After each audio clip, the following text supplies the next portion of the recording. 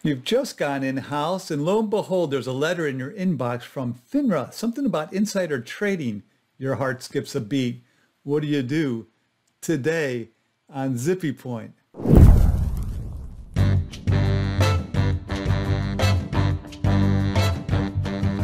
I'm Brock Romanek. I'm a big fan of yous.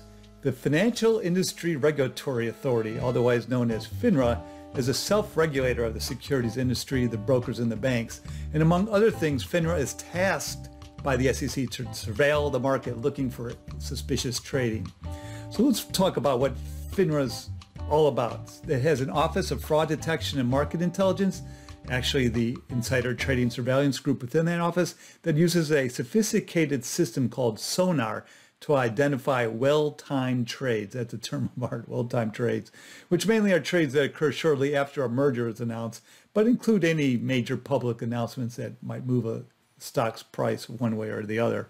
So besides mergers, it could be earnings releases, major contracts, any development at a company that moves the needle of a stock. But mergers are the bigger because that's guaranteed money. Sonar is sophisticated, culling 30,000 pieces of news using a whole slew of algorithms to track trades.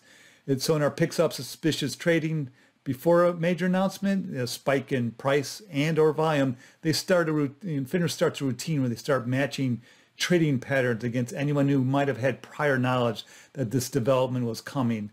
That includes a company's insiders, the people that are typically subject to blackout periods, blacked out from trading on possession of material non-public information. So for a merger, Finra has a routine where they're just going to routinely send out a bunch of letters. These are known as Finra Chronology Letters to both the companies involved in the deal, the target and the acquirer, asking for a list of who knew about the deal before it was announced. It's not just both companies involved in the merger that will get these letters. All the advisors and other parties that worked on the deal will get these letters too. The investment bankers, the lawyers, the accountants, the financial printers. So your first reaction, these letters come from a market surveillance group within FINRA, not the enforcement office, nor do they come from the SEC's enforcement division. So there is no need to panic. This is a routine exercise.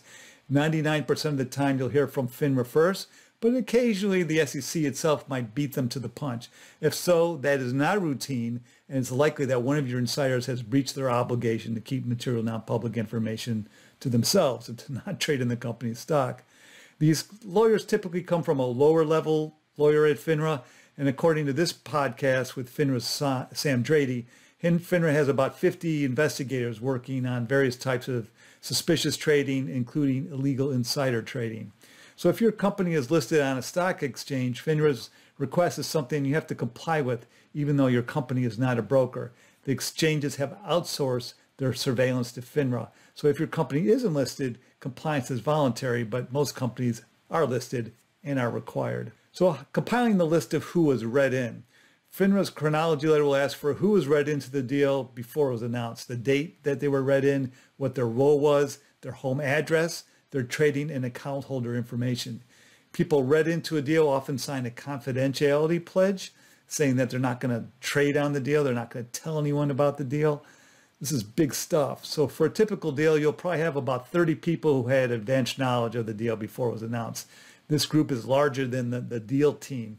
So you need to notify FINRA of anyone who knew about the deal in advance. This is anyone. This could be folks in your cafeteria who work late to feed you and were in the room when confidential matters happen to have been discussed. The letter will also tell you how far back they want you to go. They want a detailed chronology of events description of who knew what and when.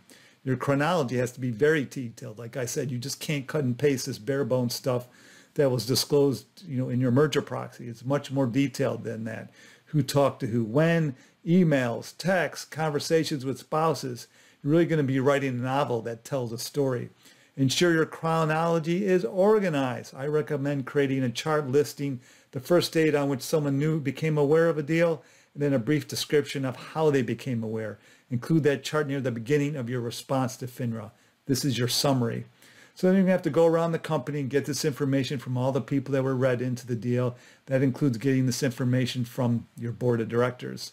So once this information is collected, it's sent back to FINRA through a secure web page that it has. FINRA will then compare that information against the blue sheet data it has obtained from clearing firms and brokers. This blue sheet data reveals to Finra who traded in the company's stock to see if anything suspicious sticks out. They're doing a red, is it a red line? The Venn diagram, you get the idea. Canvas insiders for their connections to fortuitous traders. So Finra then typically sends a second letter, sometimes called the name recognition letter, with a list of the people and entities who have engaged in fortuitous trades. They got a little bit too lucky. Your job is to take this list back to those insiders who are already aware of the deal before the announcement, the ones you had, the group of 30, the list of people you already gave to Finra, and canvass them to see if they recognize any of the names on this list, any of the entities on this list. On average, out of the 30 people who are read in, you'll have 1 or 2 people that recognize a name or two. You'll then get them to explain to you their relationship with that person or entity, and then you share that information with Finra. In most cases, it's the case of some long forgotten connection or someone they used to work with but hardly knew from way back when, things that don't raise a red flag.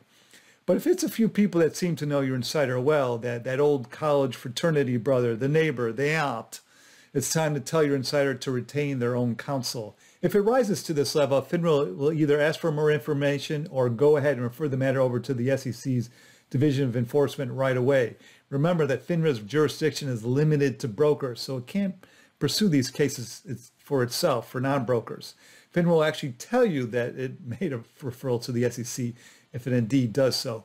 And then you're really going to tell that insider they need to hire their own counsel. It's not the company's responsibility. As to what the SEC does then, I'm not really sure.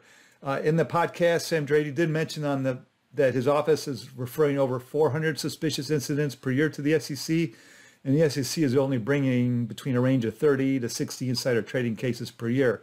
So either the SEC doesn't have the horses, they don't have the resources to go after everyone it could go after, or the facts just aren't there. You know, the SEC began to investigate and then just facts weren't there for the SEC to bring the action all the way home. FINRA will scour social media to catch insiders telling lies. So to wrap this up, note that there are other issues to consider when you get a FINRA inquiry: possible legal holds, potential invoking of the attorney-client privilege. These are other matters that I'm not going to get into detail here.